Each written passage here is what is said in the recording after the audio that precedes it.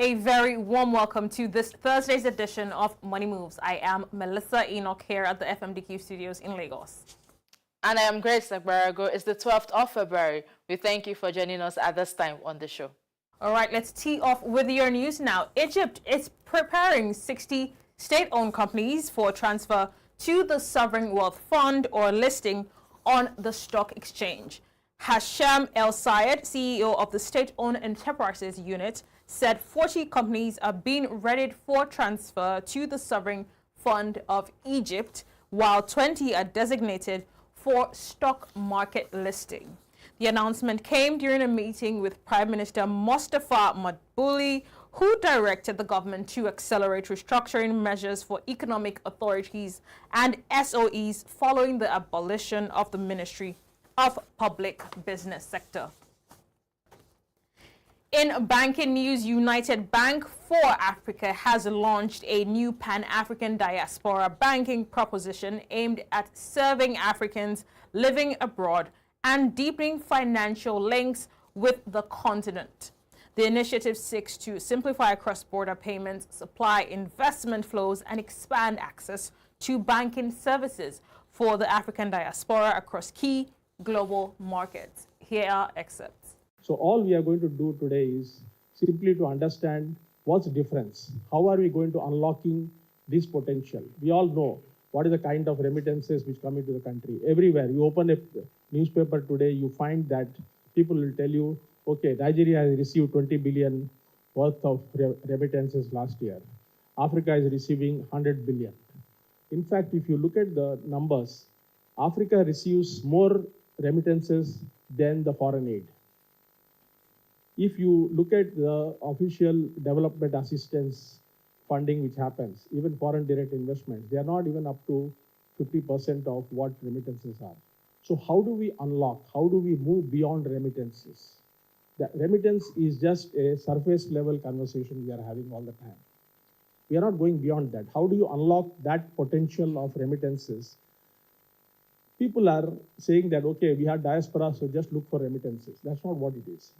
What we are interested in is how do we help our diaspora? Remittance is a starting point.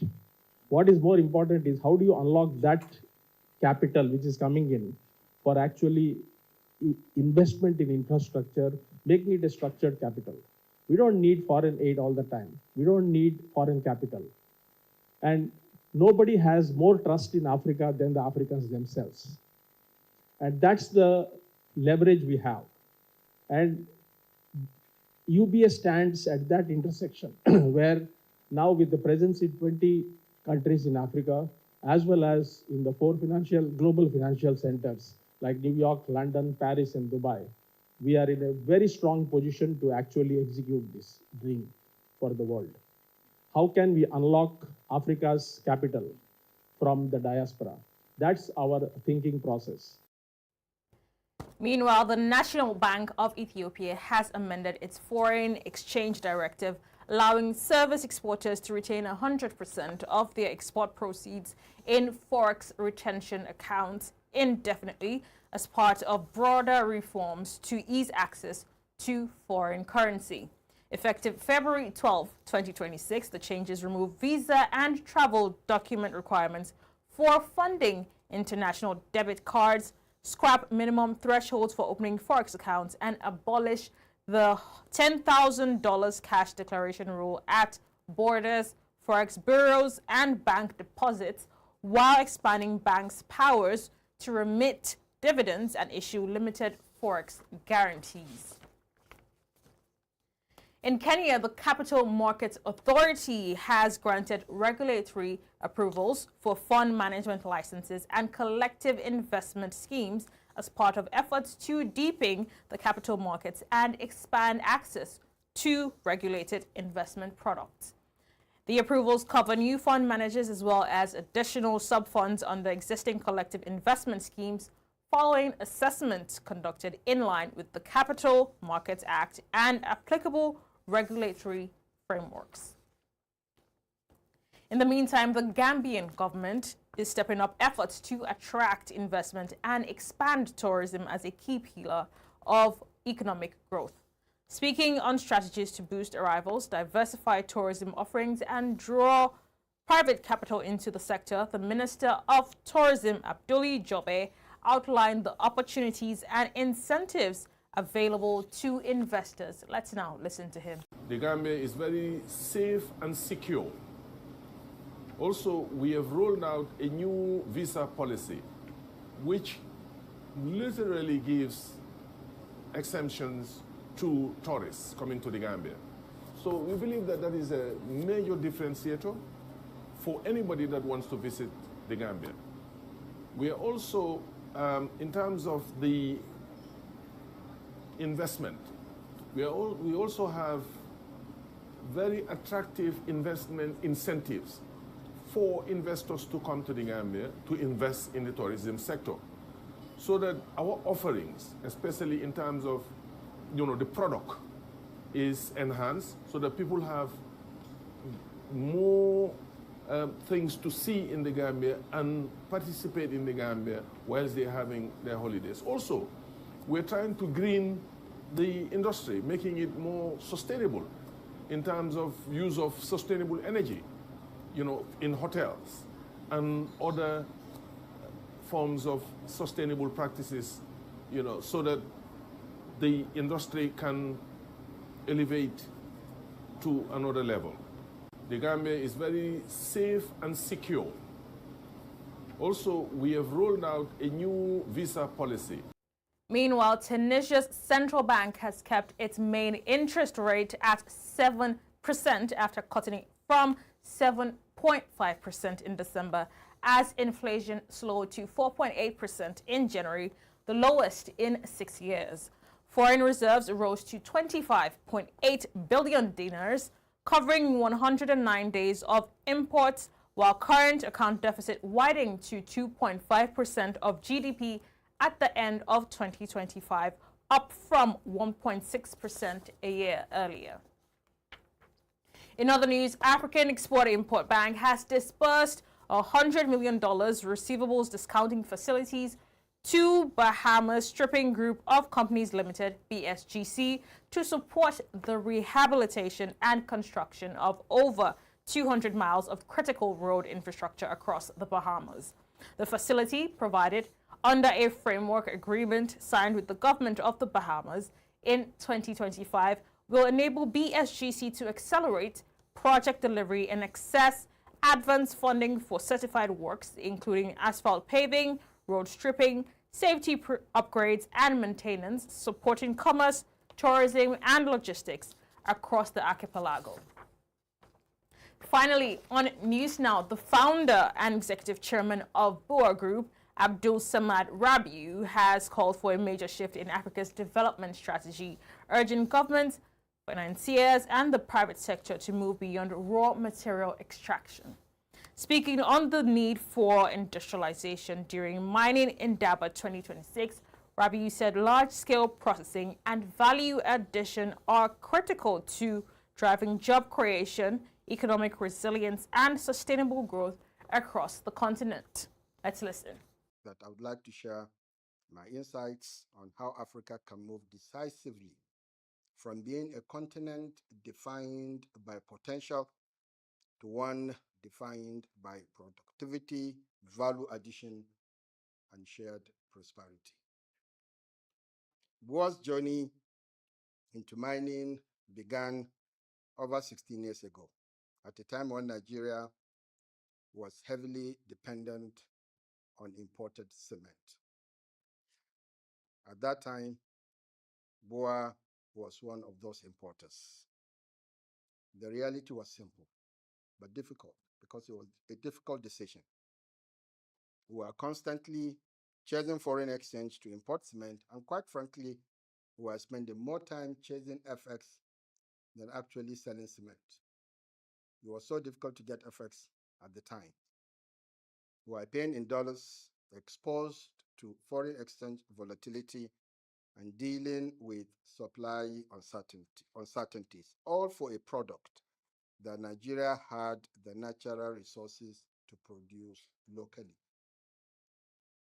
This situation prompted a simple question: Why should a country endowed with vast indigenous limestone deposits be importing cement?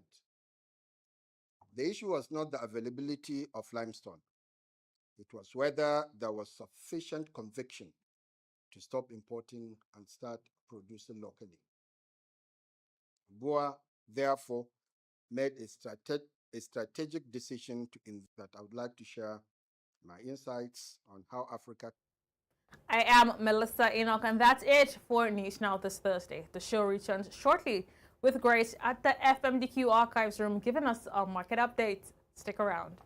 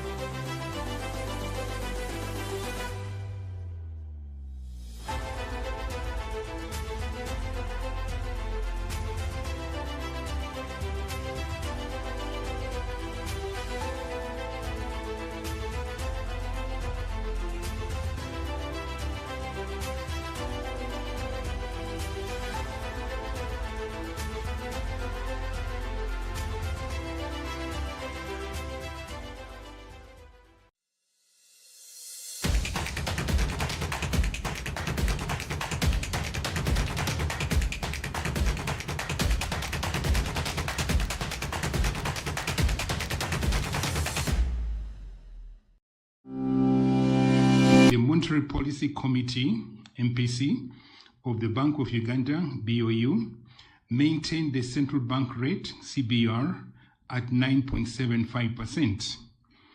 The committee assessed that the prevailing policy stance remains appropriate to support economic activity while ensuring that inflation stabilizes around the target over the medium term to long term amid persistent global economic uncertainty. Inflation has remained below the medium-term target of 5%, reflecting the impact of prudent monetary policy, complemented by coordination with fiscal policy, a stable exchange rate, declining global inflation, and favorable food and energy prices. Over the 12 months to January 2026, annual headline inflation averaged 3.5%, while core inflation averaged 3.8%.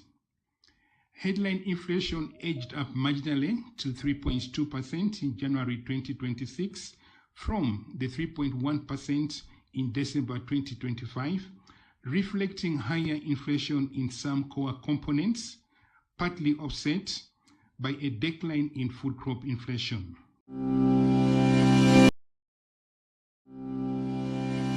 Key strategic priorities for 2026 were approved by the IOSCO board after assessing the vulnerabilities in the market, prioritizing the work streams and keeping capacity to address new development.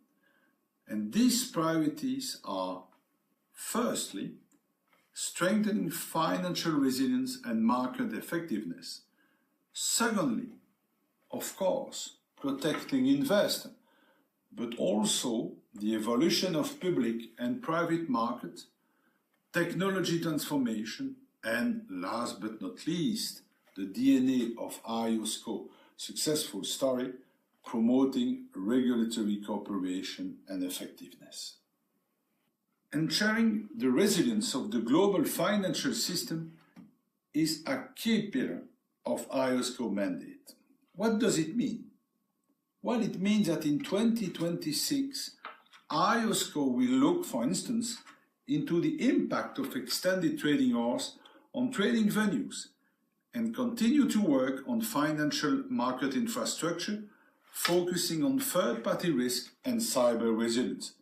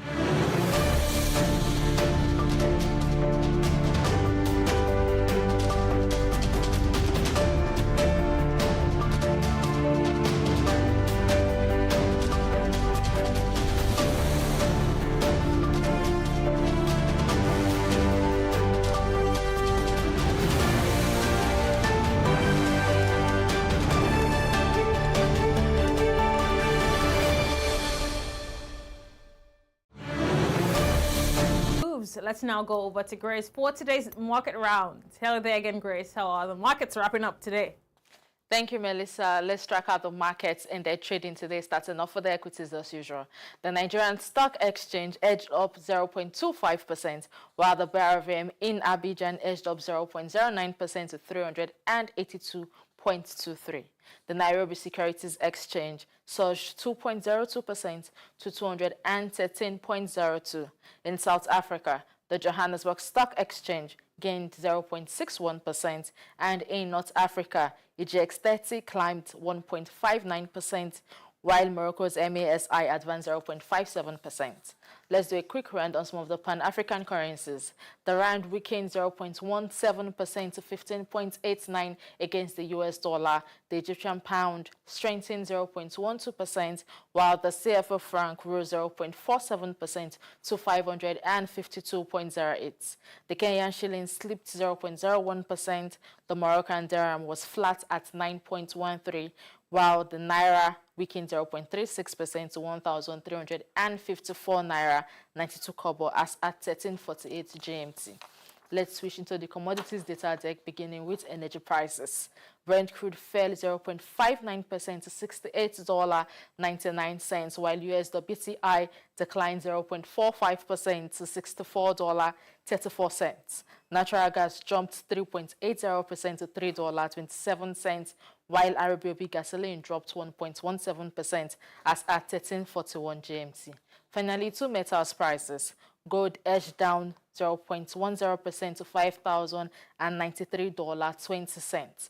Copper slipped 0.17% to $5.95, and platinum fell 1.35%.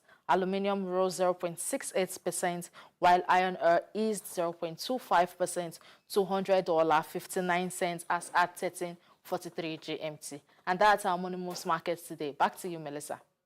Grace, thank you very much for those updates on how the markets wrapped up today. And that's it on today's edition of Money Moves. From me and the rest of the team here at the FMDQ studios, we say thank you very much for watching, and we'll see you all same time tomorrow.